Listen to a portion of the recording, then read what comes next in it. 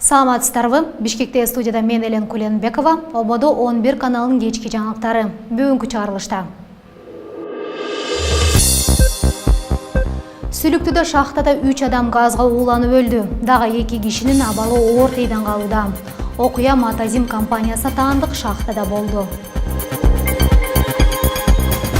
Абакта да бир кылмышкер каза тапты. Бакыт Кенжегуловдун жаны Бишкектеги номер 47 ооруканада үзүлгөн. Милиция анын мээсине зак кеткенин айтууда. Окуучулар арасындагы Мушташ айынан спорт мектебинин директору кызматтан четтетилди. Олимпиадалык резерв мектебинде окуу иштери убактылуу токтотулду.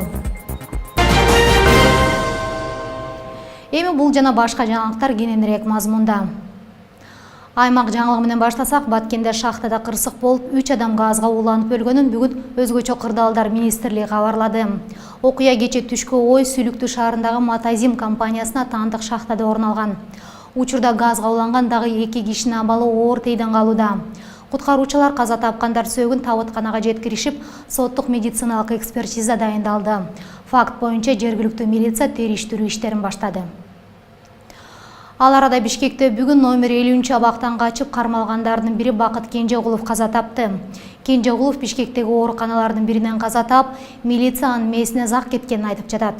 37 жаштагы Бакыт Кенжегулов террорчулук, адам өлтүрүүгө аракет кылуу жана башка беренелер менен өмүрүнүн аягына чейин кесилген.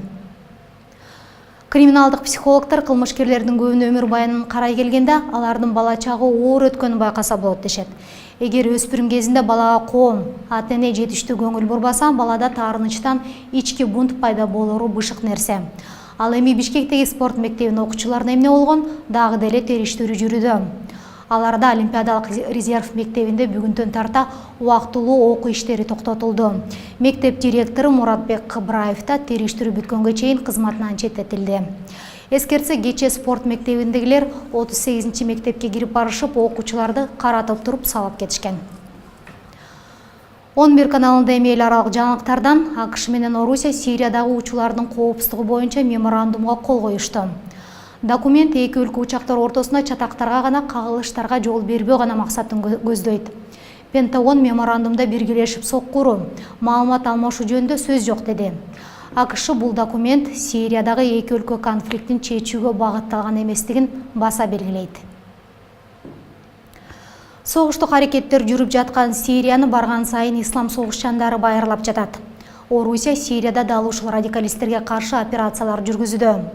Операциялар Орусиянын өзүндө да жүрүп жатат. Москвада кече жакында полиция Хизбут Тахрирдин 20 мүчөсүн кармады. Кармалгандардын бирөө гана Орусия жараны, калгандары бүт чет элдиктер экени кабарланды. Буга чейин Путин Кремлде сүйлөгөн сөзүндө жыл башынан бери Орусияда террордук багытта 20 кылмыштын алдын алдык деген. Ал арада Петербургда ислам мамлекетинин символу түшүрүлгөн футболка кийген үчүн 5 күн абакка камалган тажик жараны эркиндикке чыкты. 27 жаштагы тажик жигити абакта футболкасындагы арабча жазууну тиши менен кырчалап тазалаганга туура келген. Арабча жазууну футболкага түшүрүп берди делген Копи Борбор бул фактыны карманча таанууда.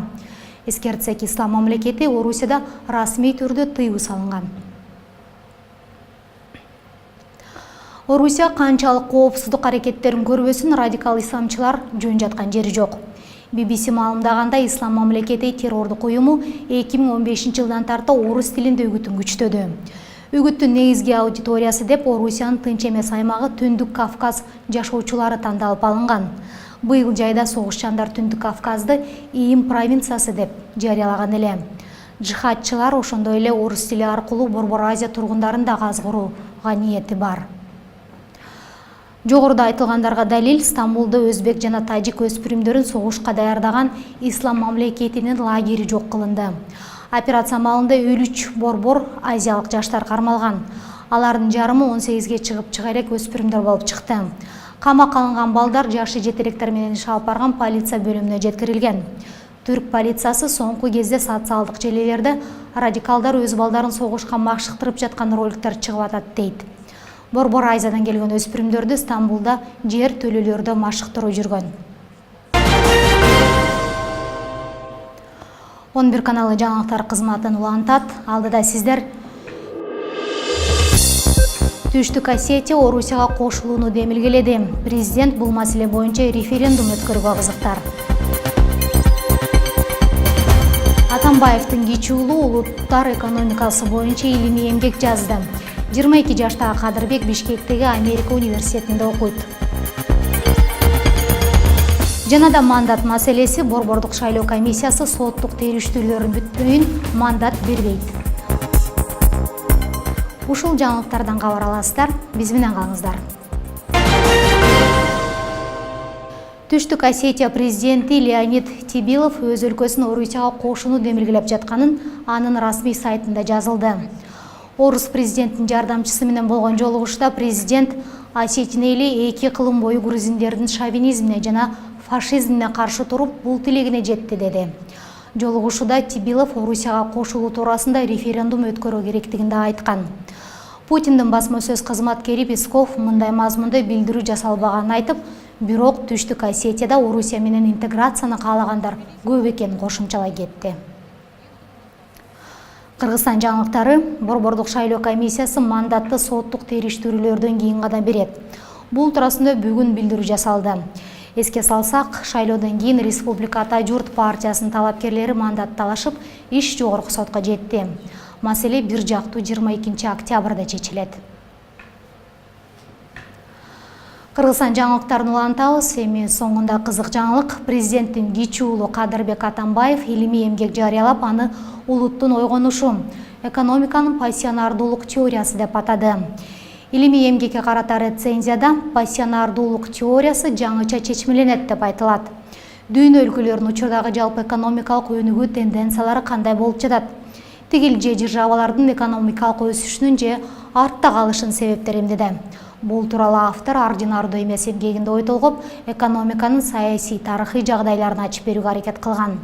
Илимий эмгек Новая литература Кыргызстана интернет порталында жарыяланды. Эскерсек, президенттин көкүрөк күчүгү 22 жаштагы Кадырбек Бишкектеги Америка университетинде билим алат. 11 каналынын кечки жаңылыктары мына ушундай болду. Дайыма жакшы кабарлар көбүрөөк болсун, кечиңиздер көңүлдүү алсын, сак саламатта калыңыздар.